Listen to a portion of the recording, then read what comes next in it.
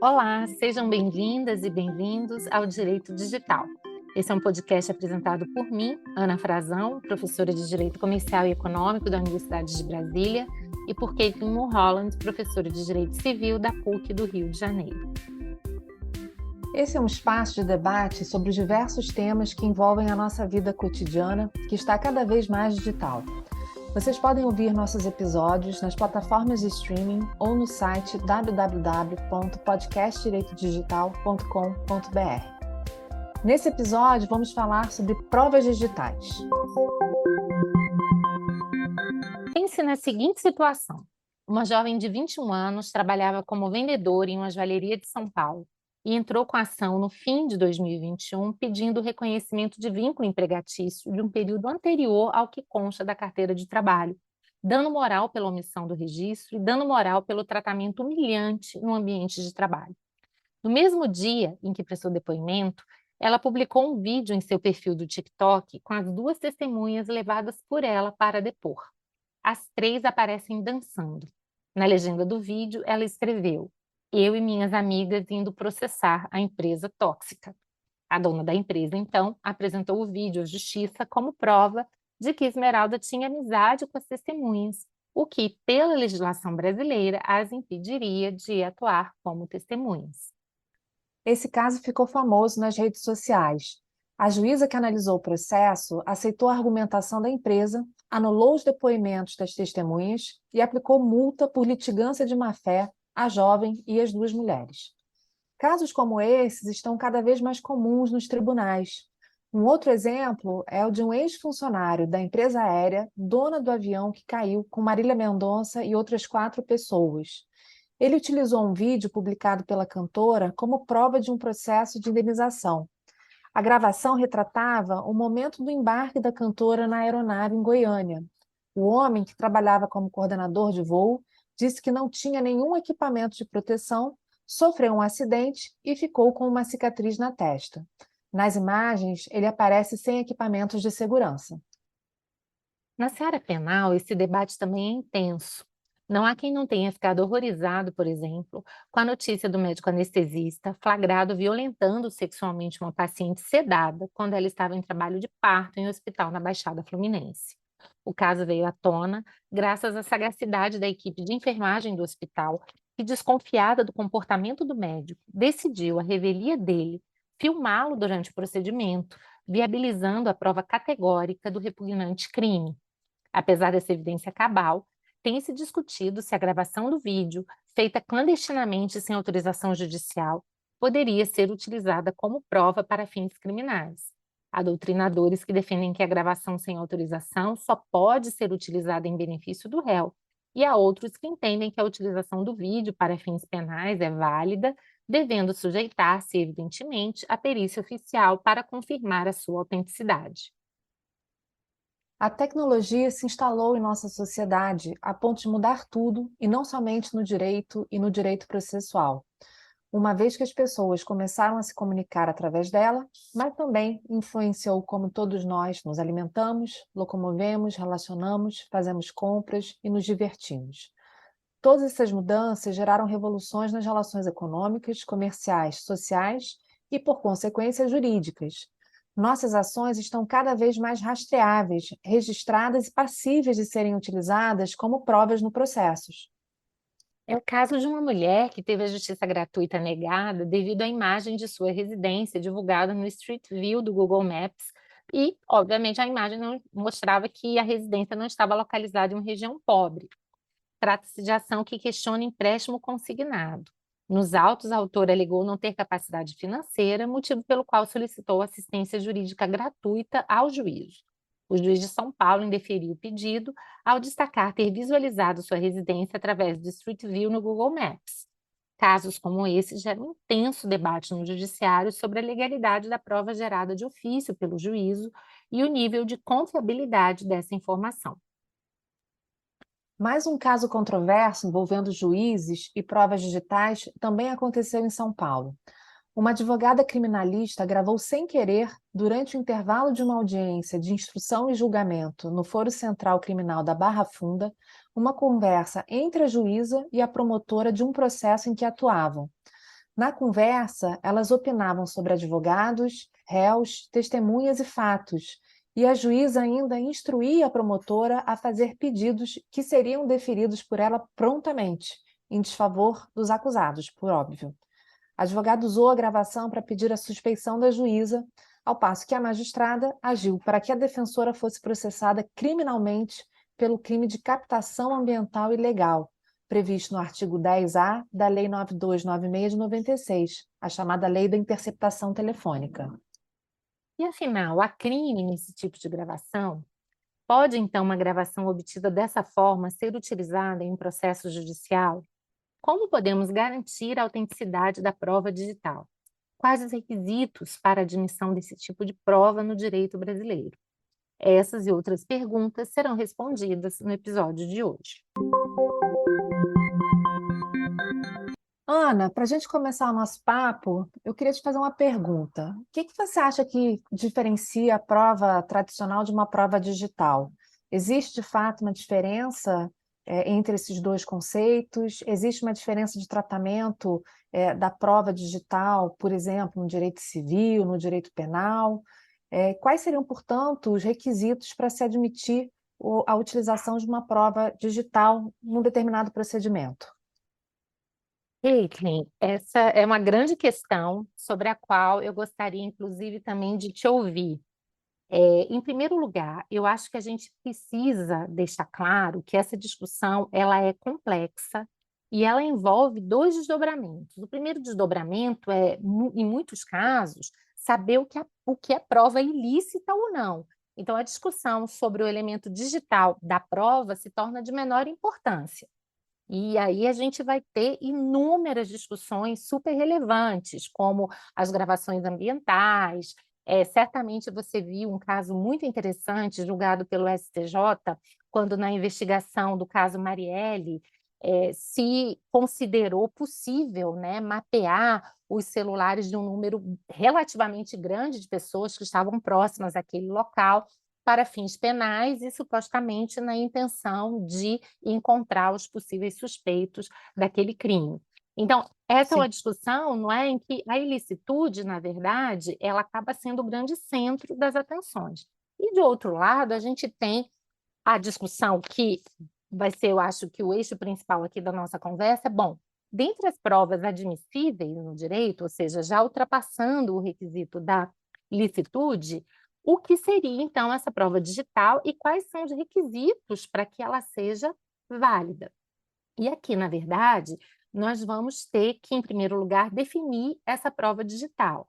Já existe hoje uma certa doutrina, uma certa literatura a respeito do assunto, e eu acho que a gente pode identificar essa prova a partir de algumas características, né? Essa prova é uma prova imaterial, ou seja, ela tem uma natureza não corpórea e, portanto, ela é desprendida de um suporte físico originário. Ela é uma prova que, até em razão dessas características, ela é volátil, ela é suscetível de clonagem e adulterações, e ela também tem a necessidade de intermediação de um equipamento para ser acessado. Então, nós vamos poder incluir aí nesse grande conjunto de provas digitais um número considerável de hipóteses, né? E-mails de mensagens eletrônicas, posts em redes sociais, vídeos, áudios, geolocalização, metadados e tantos outros casos. Lembrando que essa prova, ela tanto pode ocorrer para comprovar um fato ocorrido no mundo real, como também para comprovar um fato ocorrido no próprio mundo digital. A partir daí, então, começam as grandes discussões. E, mais uma vez, muito se tem dito que essa prova ela precisa obedecer a alguns princípios: o princípio da autenticidade, o princípio da integridade, o princípio da confiabilidade, da rastreabilidade. Então, hoje é muito fácil a gente colher evidências no mundo digital, vídeos, áudios, e-mails, prints de conversas, mas ao mesmo tempo essas provas podem ser muito frágeis, porque elas podem ser manipuladas com muita facilidade, nem sempre a gente vai conseguir comprovar a origem, então há toda uma discussão aí para que a gente possa não apenas dizer que essa prova foi produzida licitamente, mas como comprovar todos esses aspectos, e parece que essa é a grande dificuldade do tema, não é, Caitlin? Eu acho que a gente, além disso, né, dessas questões que você trouxe, Ana, tem um dado importante que é o fato de que hoje, como a gente está muito inserido dentro desse mundo digital mesmo, né, absolutamente toda interação que a gente faz, que a gente tem com esses artefatos, né, conectados à internet, ou artefatos de comunicação digital, todo o nosso os nossos pequenos atos, né, por meio desses artefatos, eles podem, de alguma maneira, servir como instrumento, como um indício probatório, né? Sim. Agora, da mesma maneira, né, como você muito bem pontuou, né, da mesma maneira que existe, né, a necessidade de se garantir a autenticidade e a rastreabilidade daquela prova, de uma prova digital especificamente, né, a gente tem que também ter bastante cuidado com o uso dessas provas em situações em que existe muito mais uma tendência de julgamento do que propriamente um reconhecimento da sua validade. A Uhum. gente já vê, né, no próprio em casos assim, inclusive em processos penais, a gente tem visto uma tendência em se considerar a prova digital quase como uma forma muito menos, né, tendenciosa, muito menos, desculpa, probatória mesmo, né, de constituição de uma prova propriamente, mas como uma maneira tendenciosa de julgamento, né? Então, acho que a Uhum. gente tem que ter a prova digital, ela é absolutamente fundamental, porque nós estamos inseridos nessa Sim. realidade, né? Cujo, né, as relações à prova, o que que a prova faz? Nada mais, nada menos do que dar conhecimento de alguma situação que se quer revelar ou desvelar. Se a gente Sim. está vivendo cada vez mais numa realidade, né, fundada ou inserida dentro do mundo digital, é fundamental que seja dado, né, àqueles que julgarão, ou àqueles que realizarão a prova, a possibilidade, a capacidade de tornar essa prova verdadeira, né, ou Uhum. comprovar a sua veracidade. A gente tem problemas sérios com isso, inclusive.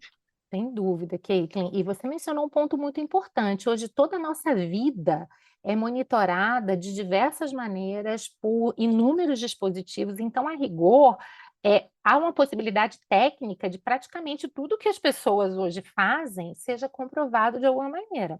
A questão é em que medida essa comprovação vai ser válida. E aqui entra também numa parte da pergunta que você havia feito.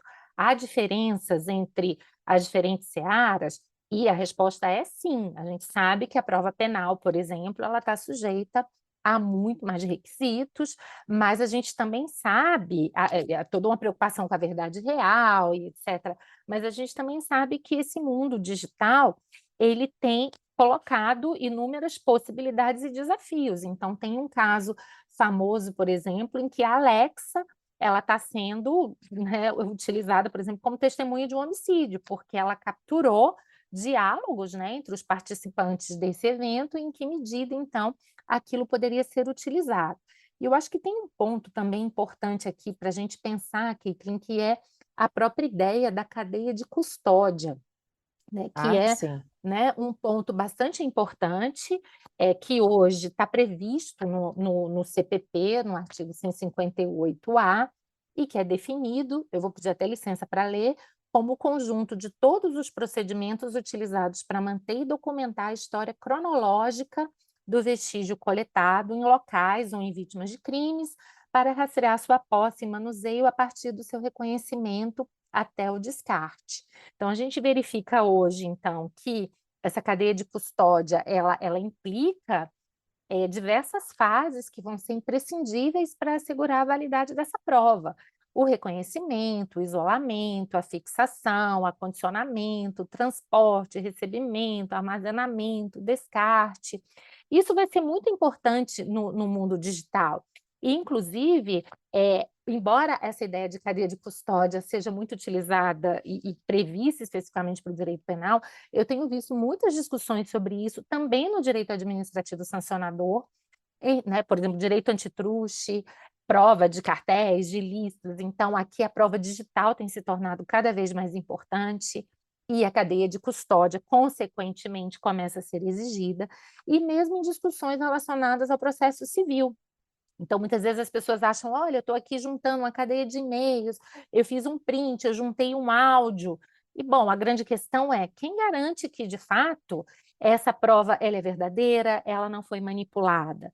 É claro que se eu estou Sem no âmbito de dúvida. um processo civil, né, Caitlin, e a outra parte não impugnar, em princípio, a gente vai poder dizer que essa prova ela é válida. Nós vamos ter, inclusive, artigos do CPC que nos mostram que essa prova ela não só pode, como ela deve ser aceita. A questão são os cuidados para que isso possa acontecer, especialmente quando a outra parte impugnar, né? Não, sem dúvida. A gente tem, inclusive, né, se a gente puder fazer não que isso seja absolutamente verdadeiro, mas se a gente puder fazer uma gradação de impacto, né, na vida das pessoas, né, de um processo penal, de um processo civil, a gente já identifica, sem querer fazer aqui uma avaliação, né, que não é absolutamente verdadeira, que pode não ser absolutamente verdadeira, mas a gente tem uma tendência a pensar que no processo penal devem ser dadas garantias mais fundamentais e Exato. mais firmes, justamente porque está em jogo ali a possibilidade de uma condenação, e inclusive, enfim, de uma pena de detenção ou reclusão baseada numa prova que eventualmente não é confiável, uma prova que eventualmente não é rastreável, não é verificável Uhum, e que é fundada em vestígios, né? aham, Vestígios digitais, se a gente puder usar esse sim. termo. Exatamente. Agora, é também interessante a gente verificar que o meio digital, quando bem utilizado, ele muitas vezes proporciona um grau de certeza e de segurança também muito altos, né? Eu me lembro aqui de um caso que eu até separei para a nossa conversa, em que uma determinada menina, ela era até uma menor de idade, ela havia sido estuprada, ela sabia que a violência tinha sido gravada, mas ela não sabia quem, enfim, fez aquilo tudo. E, na verdade, se chegou à conclusão da autoria do crime a partir, então, de uma análise de provas digitais, né? Em que, claro, foram arrecadados os celulares, uma série de outros dispositivos, e a partir também de não só dos arquivos de imagem, mas dos metadados, por meio dos quais foi possível coletar informações como a data, a hora, quando os arquivos foram gerados, geolocalização, local exato em que a atividade criminosa foi realizada, uma série de outros dados técnicos, então se conseguiu chegar à conclusão da autoria desse tipo de crime.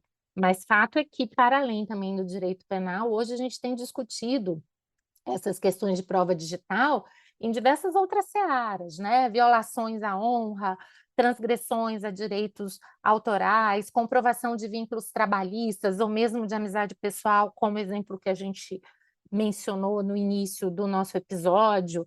E a gente volta para aquele nosso problema, não é? Numa sociedade em que tudo é monitorado, então, provavelmente, muito ou todas as nossas ações, de alguma forma, vão poder ser comprovadas digitalmente. A questão é se essa prova vai ser válida ou não, e se poderá ter acesso a essa prova ou não, né?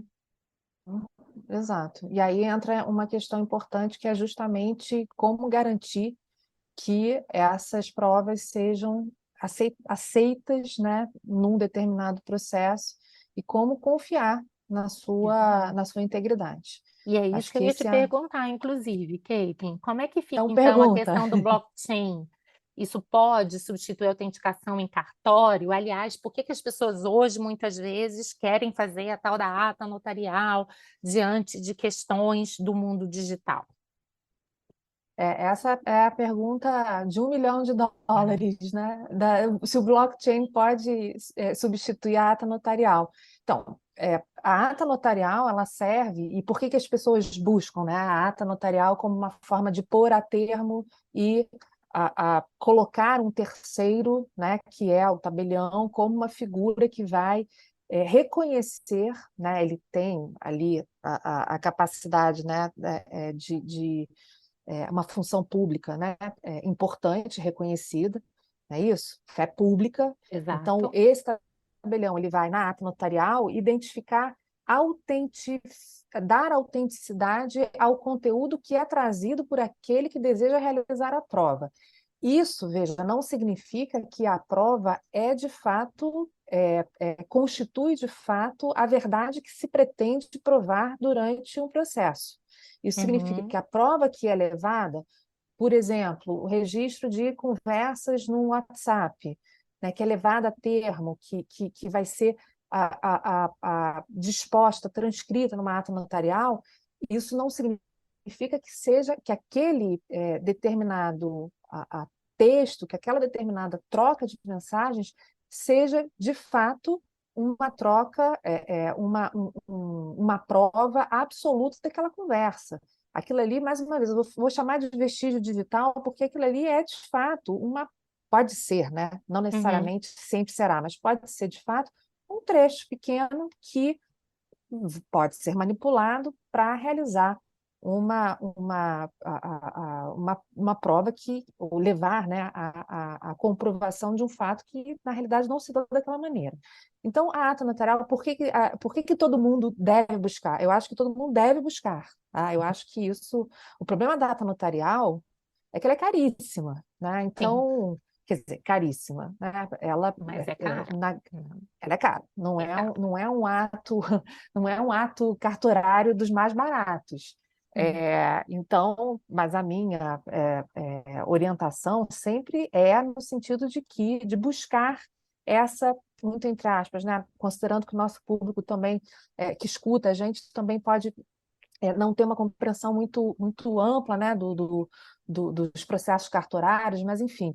Então, a ata notarial, o que ela faz é colocar num documento escrito aquilo que o tabelião identifica num determinado documento digital, numa determinada Exato. documentação digital. O tabelião tem fé pública e, portanto, aquilo que está transcrito na ata notarial é verdadeiro. Isso não significa que não haja outra situação ou outras provas que não são levadas à ata notarial e que poderiam modificar o conteúdo que se visa comprovar num processo. Então, em resumo, a ata notarial eu super aconselho, porque ela reconhece, dá autenticidade àquele vestígio de prova, aquele vestígio digital de prova, Uhum. mas ela não é necessariamente suficiente para provar o fato de maneira integral. Exemplo bobo, né? Se eu estou trocando uma conversa com você no WhatsApp, eu posso muito bem levar ao cartório para realizar uma ata notarial, eu posso muito bem levar um trecho da conversa. Eu não preciso pegar a conversa que eu realizei com você desde 2017 e colocar. Eu posso, inclusive, é, nesse, nesse trecho que eu pretendo realizar, né, a comprovação, a autenticação, eu posso muito bem colocar também, apagar as mensagens. Né? E Sim. o notário vai estabelecer, olha, aqui X horas e tal, 2 mensagens apagadas. Então, veja, isso não é suficiente para comprovar que há mensagens apagadas, por exemplo, mas não o Sim. conteúdo das mensagens. Uhum. Né? Então, essa é uma questão que a gente tem que considerar. A ata notarial ela é interessante porque ela põe a termo uma prova pode ser rapidamente desfeita, né, Sim. perdida, porque não é Uhum. documentada, É isso. mas, ao mesmo tempo, a ata notarial não é suficiente para provar. Ela é Uhum. suficiente para identificar, autenticar aquele determinado elemento digital.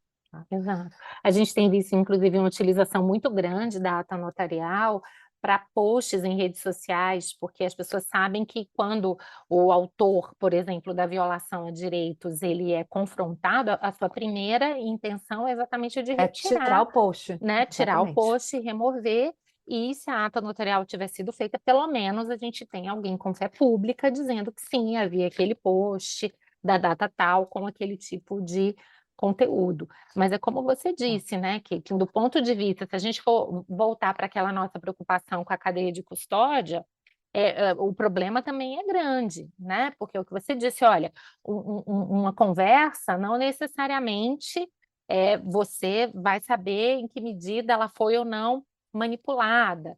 Prints, que também hoje todo mundo acha que é um grande meio de prova, também não é possível auditar. A gente não tem informação sobre como aquele print foi gerado, autoria, se ele foi alterado, se ele foi manipulado.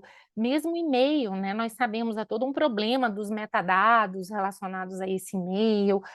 Se de fato se quiser manter todos os requisitos para a cadeia de custódia ser válida, você tem que manter no ambiente isolado, evitar manipulações e contaminações no arquivo. Há uma série de questões.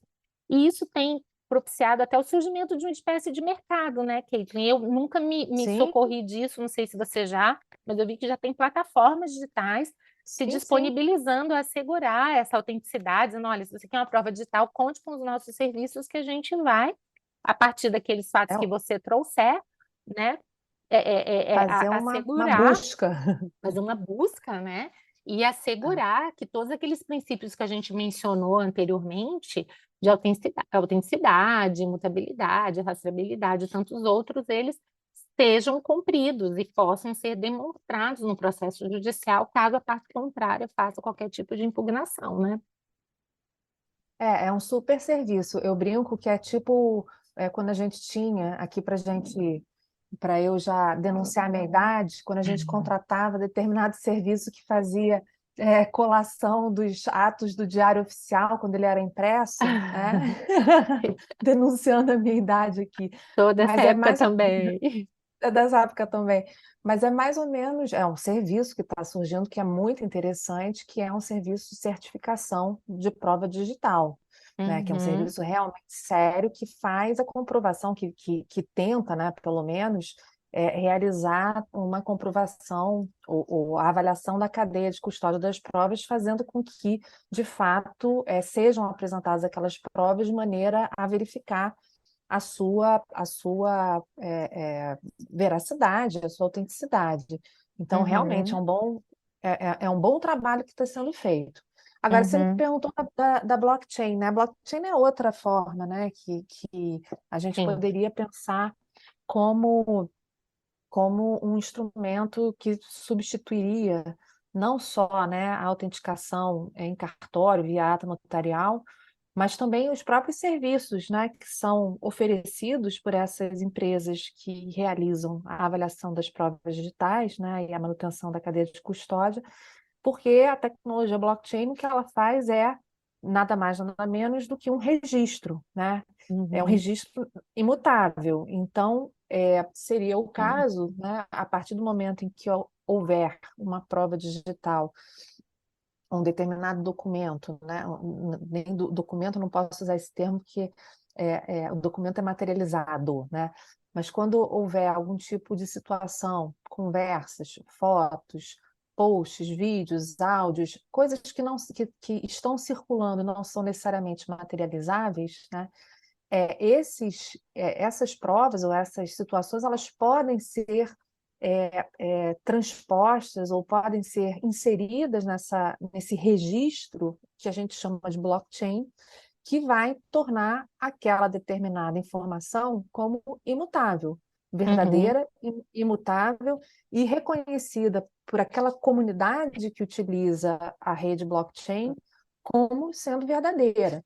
Então, a uhum, tecnologia blockchain, para mim, ela seria um excelente substituto da autenticação em cartório. Mas qual é o problema ainda hoje? Os custos, né? Os custos de uhum, você utilizar a tal tecnologia para realizar essa autenticação da veracidade e da imutabilidade, né? A gente exato. teria aí, né, uma situação meio complexa do ponto de vista financeiro, pelo menos. E também Uhum, tecnológico, né? A gente ainda tem, no mundo jurídico, uma certa não vou dizer ojeriza, né, mas um certo afastamento daquilo que é muito tecnológico, um desconhecimento verdadeiro, né, e ao mesmo tempo um conhecimento total e uma confiança no cartório que é necessário hoje, mas quem sabe no futuro é substituível por essa tecnologia, porque justamente o blockchain faz aquilo que o cartório faz também, né, que é dar autenticidade e reconhecimento de determinadas informações, né? Exatamente. Então, em princípio, hoje a gente teria no mínimo três alternativas, né? Pelo que a gente está vendo aqui, a ata notarial, blockchain ou plataformas digitais que disponibilizem um serviço que assegure o atendimento de todos os requisitos para a validade dessa prova digital. Exatamente. E os três com custo, né? E Com os custo três alto. com Então, custo. então a gente não está falando de processos que sejam, enfim, é muito simples, né? Eu imagino que essas tecnologias, ou esses sistemas, né? Ato notarial menos, mas blockchain e essas plataformas que fazem a vez, né, de manutenção da cadeia de custódia da prova, Uhum. elas vão ser utilizadas em processos que têm um certo custo, têm um certo valor, né? Sim. A ata notarial, acho que, ainda que seja cara, ela pode ser utilizada em situações em que há violação da honra, em situações em que existe, por exemplo, a necessidade de inscrição de determinada imagem, um determinado escrito num post, como você colocou, Uhum. mas ainda assim é caro, né? É bem caro. É isso. E, Exatamente. e aí, uma das questões que eu acho que traz mais interesse, né? Até porque é algo que diz respeito ao nosso cotidiano, nossa vida, nosso dia a dia, nossa vida cotidiana mesmo, é saber, Ana, se as conversas que a gente realiza por WhatsApp, elas podem ser utilizadas como prova nos processos, né? Por quê? Não só conversa de WhatsApp, mas vídeos no TikTok, postagem no Twitter, vídeos no Reels do Instagram. Sim. Eu estou me questionando isso pelo seguinte: o TikTok, o Twitter, o Facebook, o Instagram, mal ou bem, são redes sociais. Isso. São É, espaços e você públicos, a gente pode dizer assim, né? são espaços públicos, É. que não são não necessariamente públicos no sentido de abertos, mas pelo menos a Sim. pessoa está postando ali para aquele público, pode até ser reduzido, mas que está vendo aquilo que está sendo postado. Exato. Agora, o WhatsApp, em tese, né, ainda que a gente possa pensar na troca de mensagens em grupos e tal, mas no WhatsApp você tem uma certa presunção de sigilo ou de privacidade Sim. daquilo que está sendo conversado. Então, Uhum. tem uma diferença, Ana? Então, a Tem. conversa do WhatsApp pode ser utilizada como prova? O vídeo do TikTok, a postagem do Twitter, o vídeo do Reels do Instagram? Como é que funciona? Como é que você vê isso? Aqui a gente volta para aquela primeira diferenciação, né? Aqui o que está em jogo é mais a licitude da prova mesmo. Então, se a gente tiver diante de espaços públicos, me parece que não há dúvidas que ali a própria pessoa ela abriu mão dos seus dados, né? Já nas conversas, especialmente numa conversa interpessoal, aí já vão entrar as regras gerais que dizem que se você é um participante da conversa, você pode se utilizar daquela conversa para fazer uma prova. E é até interessante, né, que Exato, lembrar que é uma das bases legais da LGPD o exercício regular de direitos e especialmente em processos judiciais.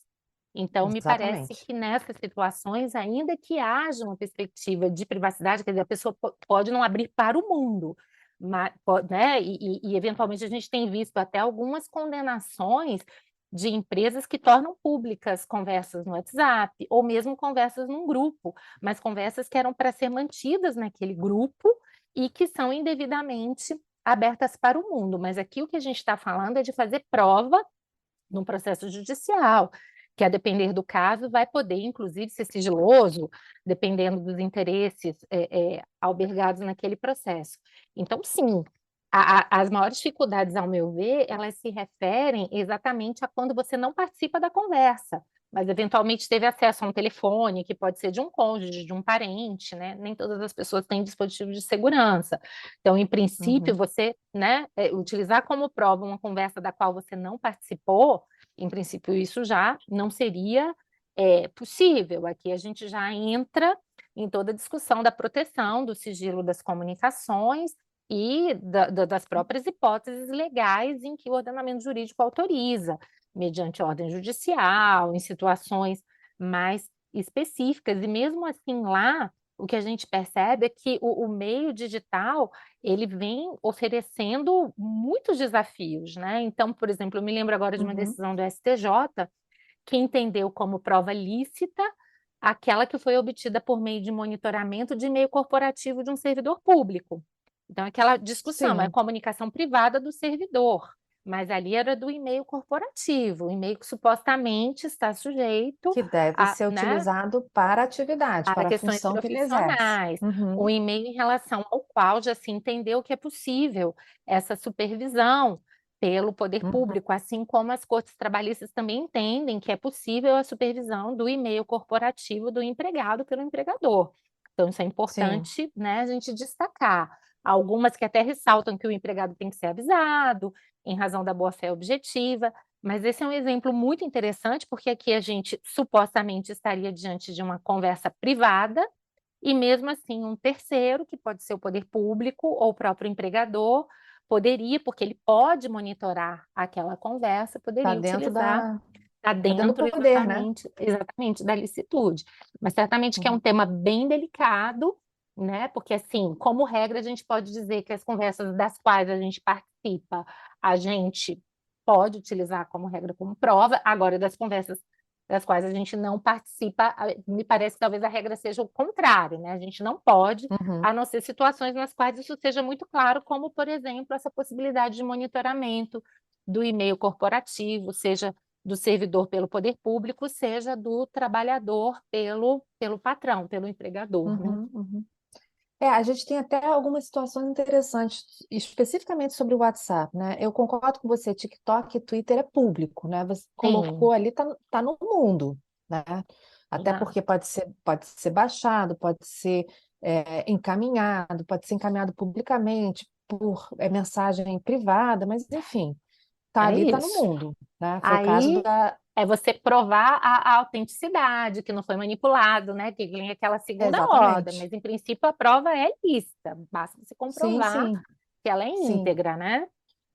Agora, o WhatsApp tem duas situações que são interessantes, né? A primeira é aquela que diz respeito à natureza privada, como você já colocou, ainda que seja em grupo, né? Quem Sim, nunca, né? quem Aqui falando nunca? das fofoqueiras do WhatsApp, né? Quem nunca deu um print numa conversa de WhatsApp e enviou para uma amiga para fazer fofoca, né? Quem nunca, né? Então, isso, mas brincadeiras à parte, né? O print de um grupo ou de uma conversa particular realizada com outra pessoa, encaminhada para um terceiro, é uma forma de violação da própria privacidade daqueles que conversavam. E aí o questionamento é: pode ser utilizado? Aí a gente tem uma dupla camada de filtragem, né? Primeiro, violação da privacidade e Sim. ilicitude da prova, né? Porque está Uhum, fora daquela conversa, né? Mas exato. a segunda questão que eu acho que é super relevante no WhatsApp, não só no WhatsApp, mas também com outros serviços de mensageria, é o fato de que eles têm, em tese, né, ou pelo menos eles alegam que têm, a criptografia ponta a ponta, que significa que dentro, né, da teoria das provas, a conversa não pode ser interceptada, né? Então não há possibilidade de interceptação, ainda que haja mandado judicial permitindo, porque é impossível, tecnicamente Uhum, impossível. Então, a conversa uhum. não é interceptada, então não se pode fazer prova da interceptação da conversa no WhatsApp. Mas se faz prova, por exemplo, a gente acabou de falar da ata notarial, se faz prova da conversa que foi realizada ou dos metadados. Você falou do Sim, metadado, né, Ana? exato. Que é um ponto super importante, né? Então, fala um pouquinho dos metadados do WhatsApp, que eu acho que é relevante isso, porque por mais que a conversa não seja acessível, né, ou que possa ser acessada eventualmente com um print, ou a própria pessoa interessada levar a ata notarial, Uhum. o metadado é prova, não é? Também? Além da Eu, conversa? eu acredito que sim, dependendo do contexto, ele vai ser suficiente, porque às vezes o que se quer comprovar é que aquelas pessoas tiveram um contato. em um contato Ou, intenso, em um contato num determinado dia. E para ou isso que os estavam juntas num determinado ou que lugar. estavam juntas exatamente em determinado lugar. Então, às vezes, eu reunindo esses metadados, eu consigo comprovar que há uma, né, e aí, dependendo do caso, contextualizando todos esses elementos de prova diante de outros, aquilo pode ser suficiente para endossar a ideia de que sim, aquelas pessoas têm um relacionamento próximo, estavam em contato no momento em que aconteceu um crime, uma violação ou o que quer que seja, né? A conversa pode não ser interceptada, mas todos os outros elementos em torno da conversa, pessoas que se encontraram, se trocaram imagens, vídeos, áudios, onde estavam, tudo isso Sim, serve como prova sim. do encontro, prova da troca, não necessariamente, obviamente, não prova da conversa, a não ser que a pessoa Uhum. que esteja, né, realizando aquela conversa realize a prova por si só em sua defesa, mas, a princípio, esses metadados são suficientes para comprovar determinada interação. Então, acho que isso é Exato. importante, né? Isso é muito Aliás, essa é uma importante. grande defesa, né, das próprias plataformas como o WhatsApp, quando elas são acusadas de estarem, de certa forma, tornando ineficaz a legislação brasileira quando ela autoriza a interceptação de comunicações diante de investigações criminais. Então, eles dizem, olha, de fato, o conteúdo da conversa não, mas o acesso aos metadados pode contribuir incrivelmente para a investigação, inclusive por oferecer questões de horário, né, e tantas outras que podem ser muito importantes para esse tipo de prova.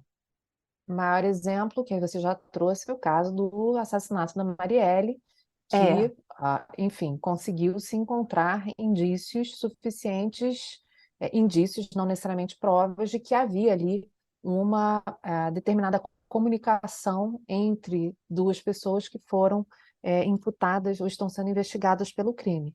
exato. É Embora esse caso seja bem polêmico, né, Caitlin, porque bastante polêmico, vejam muito. que o Google, né, ele entendeu, olha, a gente está aqui rastreando dados de, se não me falha a memória, mais de 400 pessoas, né, de uma maneira quase que indeterminada, enfim, e a opinião do STJ dizendo, não, mas os dados que eu estou rastreando, eles não só são compatíveis com a investigação, como eles não expõem a privacidade das pessoas, enfim, uma discussão muito Porque interessante, muito rica, né? eram os metadados, né? Quem estava no Exato, horário tal, no local tal, e exatamente. identificando indiretamente a pessoa, né? O sujeito com o celular X, com o número de identificação IP tal, estava a 100 metros de onde o assassinato aconteceu, no horário antes, depois e tal. Então, realmente, Uhum, isso foi um debate muito importante que aconteceu no STJ, mas o fato é que, ultrapassada essa questão, né, da proteção coletiva dos dados das pessoas que não tinham absolutamente nada a ver com o ocorrido, o fato é que esse mecanismo dos metadados foi fundamental para a investigação do crime do assassinato da vereadora Marielle Franco. e vamos também só ressaltar que, assim, eu sei que é uma questão bem delicada, mas não dá para a gente dizer que esses metadados de todas essas pessoas, eles não comprometem a sua privacidade. A gente claramente está determinando que determinadas pessoas, né, estavam naquele local, naquele horário, enfim, Sem dúvida, né? sem Então, dúvida. exato. É um ponto também para a gente colocar em perspectiva, né? Nós sabemos que hoje a tecnologia ela está aí à nossa disposição, ela pode ser uma ferramenta super importante para a solução de diversos crimes, como o caso Marielle, crimes importantes que precisavam ser investigados, em relação aos quais as demais outras formas de coleta de provas estavam se mostrando insuficientes, mas a contraface, né, a contrapartida dessas possibilidades tecnológicas pode ser realmente uma invasão considerável de privacidade de um número também muito significativo de pessoas, né, como aconteceu nesse caso. Sim, sim, sem dúvida. E, Caitlin, então a gente vê que a gente está diante aqui de um oceano aqui de questões, eu acho que isso está se definindo ainda, Dúvidas?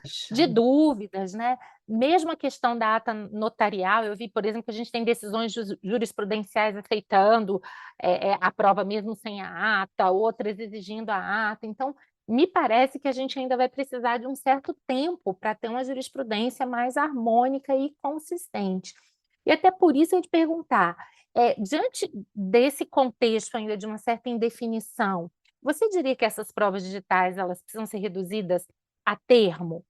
Ou desde que a gente comprove a sua integridade, joga lá do jeito que tiver, vídeo, áudio, e talvez seja até bom para o juiz, né? Ele ouve, ele vê, ele tem acesso. Como é que você faria isso? Então, em tese, não precisa ser reduzida a termo, né? A própria Constituição Federal, o Código de Processo Civil, o Código de Processo Penal, enfim, é, os procedimentos, né? As regulações dos procedimentos não exigem necessariamente a redução a termo, né? Por que que se reduz a termo, né? E por que que às vezes, né, ainda que não haja a obrigação, por que que se exige durante um processo que seja reduzido a termo? Para facilitar o acesso à descrição daquele determinado conteúdo, que não está, mais uma vez, né, formatado, não está documentado por um meio físico, né, para, de uma certa maneira, dar, né, uma infinitude, vamos dizer assim, àquela determinada situação. Então, a redução a termo eu acho super bem-vinda. Eu Uhum, diria a você que, diante de uma prova digital, esse seria um procedimento altamente recomendável, até sim. porque, ainda que não seja exigível, pode ser requerido em juízo. O juiz tem poder de fazer Uhum, determinadas requisições, e uma delas é a redução a termo. sim. Então, obviamente, né, você sendo advogado, enfim, eu acho que é uma forma até de proteção do seu próprio cliente, Sim. você realizar essa redução a termo, ainda que não seja exigível, Obrigatório. E sem obrigatório. contar que facilita muito, né, Caitlin, porque às vezes Muito. por isso que a gente vê até nos procedimentos arbitrais, né, quando os termos exigem que as partes apresentem os documentos em PDF pesquisável, porque é muito fácil a gente lidar com texto quando a gente está pesquisando coisas. Já se a gente está lidando com imagens, com áudios, é muito mais difícil, né? Onde exatamente está. A gente pode fazer esse monitoramento, mas às vezes perde-se uma informação, você vai ter que ouvir aquele áudio imenso novamente, ou ver aquele vídeo. Então, eu acho que o ideal também, até para facilitação do julgador, seria sempre, se possível, né, você dar a ele essas duas alternativas, oferece a prova digital e também a sua, né, redução a termo, porque aí eu acho que isso pode facilitar bastante. Você não acha que tem uma certa também dúvida ainda do judiciário em relação às provas digitais? Não, não dúvida em relação à admissibilidade das provas digitais, mas dúvida em relação à própria integridade das provas digitais. E, eventualmente, a Sim, redução a termo, ela serve como um reforço da descrição exato. do fato, do conteúdo e do fato que está sendo alegado, permitindo aí ao juízo uma melhor forma de convencimento. Não que ele será necessariamente convencido, mas é uma forma mais adequada de convencimento. Então, essa resistência, eu Uhum. acho que até é uma resistência que vai ser ultrapassada, eventualmente, mas a redução a termo eu acho que é muito bem-vinda, muito bem-vinda. Eu também acho. Acho que quanto mais a gente puder facilitar as partes, né? Porque é muito mais fácil também você questionar se você já tem aquilo também num texto, enfim. Não sei se eu estou sendo excessivamente apegada a textos. A gente já revelou aqui a nossa idade, né, Kate? Então, assim, Quando estamos falamos do diário acostumadas oficial. com o processo de papel, isso é fato, né? Então, talvez a gente também analise todas essas questões com o nosso olhar.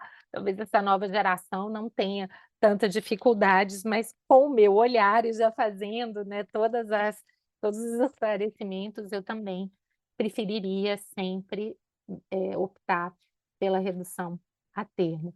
Agora, Caitlin, você falou dos desafios do judiciário, mas os desafios parece que só vão aumentar, né? Porque quando a gente imagina hoje a indústria da desinformação, deepfakes e tantas outras questões, quer dizer, tudo isso que a gente está discutindo, né? A gente está aqui falando de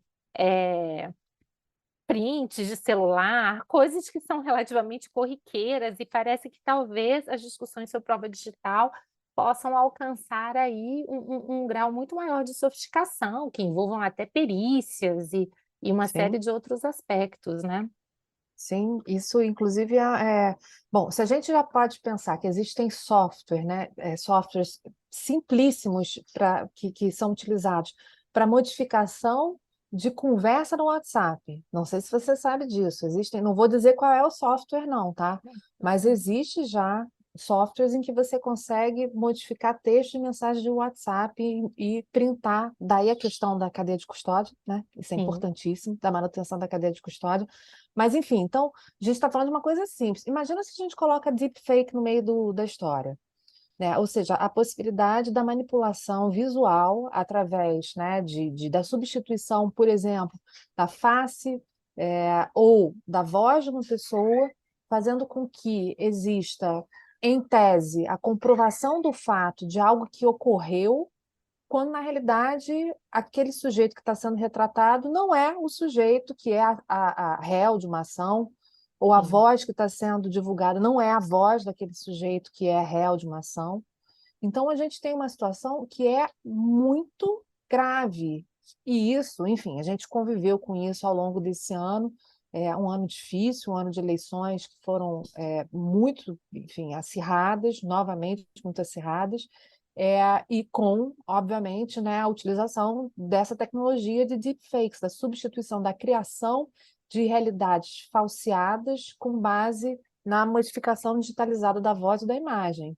Uhum. Esse seria o conceito de deepfake. Então, se a gente veja, a gente está falando de uma situação que é utilizada hoje, foi utilizada, né, muito na questão eleitoral, mas pode ser utilizada em outras situações, né? Uhum.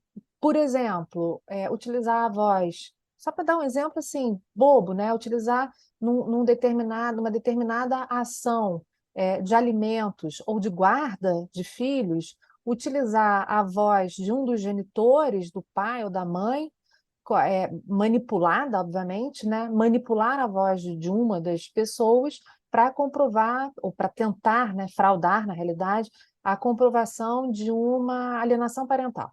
Então, eu Uhum. pego a voz do pai da minha filha e transformo aquela voz, através desse sistema, desse software de deepfake, num determinado áudio em que fica evidenciada a alienação parental. Olha o problemão que a Sim. gente tem com essa prova. Daí a necessidade não só, né, da capacidade do judiciário de identificar rapidamente a existência do uso dessa tecnologia durante um processo, mas também a, a- é, é, é, rapidamente, não só rapidamente se identificar, mas também se sancionar essas condutas como não só como litigância de má-fé, mas também com punições que sejam adequadas ao nível de falsidade, de fraude processual que é realizada, né? Sim. E isso, Ana, infelizmente, isso não está longe de acontecer. Na verdade, isso já acontece no judiciário, né? Sim.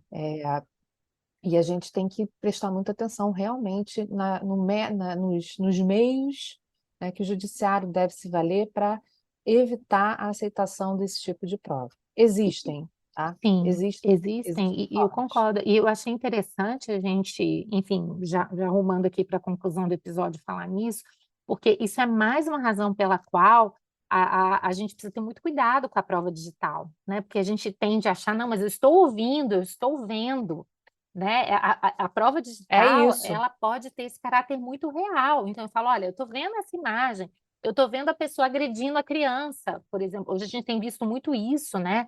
Pais comprovando maus tratos com as crianças a partir de imagens feitas ali na escola e etc., áudios. E, de fato, a imagem e o áudio, eles despertam em todos nós uma sensação de realidade que é muito grande. E é isso, Convencimento, né, né? de convencimento, né? E é isso que a gente precisa dizer, olha, essa prova, a mesma coisa um print, né? Às vezes a gente se sente muito, olha, printou, obviamente que é É verdadeiro, verdade. né? Aí de repente a gente fala, olha, tudo isso é tão facilmente manipulável, tudo isso é tão facilmente falsificável. Às vezes, isso é adulterado até de maneira não intencional, né? Alguém deu um comando, cortou alguma coisa, incluiu outra numa cadeia de, por exemplo, de comunicações e etc. Então, talvez até essas preocupações com deepfake, Caitlin, elas reforcem ainda mais a necessidade da gente pensar nessas provas digitais com um pouco mais de cuidado, em searas como direito punitivo, sem dúvida nenhuma, mas também em searas, né, relacionadas a outras áreas. A gente começa o Sim. nosso episódio com o exemplo de uma dancinha do TikTok, mas vamos imaginar que essa dancinha tivesse sido manipulada, né? Como é que Sim, um sim, juiz deve fazer diante de uma situação como essa? Ele sim, recebe um vídeo e ele já decide, ou na verdade ele tem, né, que, enfim, no mínimo abrir vista às partes para ver se alguém está sim. impugnando aquilo ali, ou, né, e eventualmente havendo impugnação, tomar todos os cuidados para assegurar a integridade daquela prova, né? Sim, a gente fugir da ideia, né? A gente não fala tanto, Ana, de fake news. A Exatamente, gente não pode cair na fake law, né? No, exatamente. no direito dado pelo judiciário falseado, né? Porque, de fato, Uhum, mas eu acho que é importante a gente terminar nosso episódio de hoje com uma pitada de esperança e otimismo, porque a gente terminando falando de deepfake, parece que a gente está falando, olha, a prova digital pode ser manipulada, não acreditem. Não, de uhum, forma alguma. As provas digitais, elas são muitíssimo bem-vindas, elas agilizam o processo, ainda que seja necessário, ainda que a gente recomende, né? Redigir, colocar a termo, realizar uma ata notarial, utilizar sistemas outros, né, que possam dar autenticidade, verificar a autenticidade daquelas provas digitais, né? Isso tudo é muito importante e deve permanecer, mas a gente também tem que ficar atento, né? Ou seja, a evolução das provas digitais é muitíssimo bem-vinda, agiliza o processo, ainda que a gente precise eventualmente tomar outras cautelas. Agora, isso não significa que a gente não tenha que ficar atento. A gente já ficava atento no judiciário com a produção uhum, de provas falsas, documentais, documentos uhum. falsos. Então, vamos ficar agora atento não só aos documentos falsos, mas também com as provas digitais falsas. É isso. É isso. Então é isso, gente. Muito obrigado por ouvir o nosso podcast Direito Digital. Compartilhe esse episódio com seus amigos e familiares no WhatsApp, no Facebook, no Instagram. E vocês também podem ouvir nossos episódios nas plataformas de streaming ou no site www.podcastdireitodigital.com.br. Até a próxima! Até a próxima.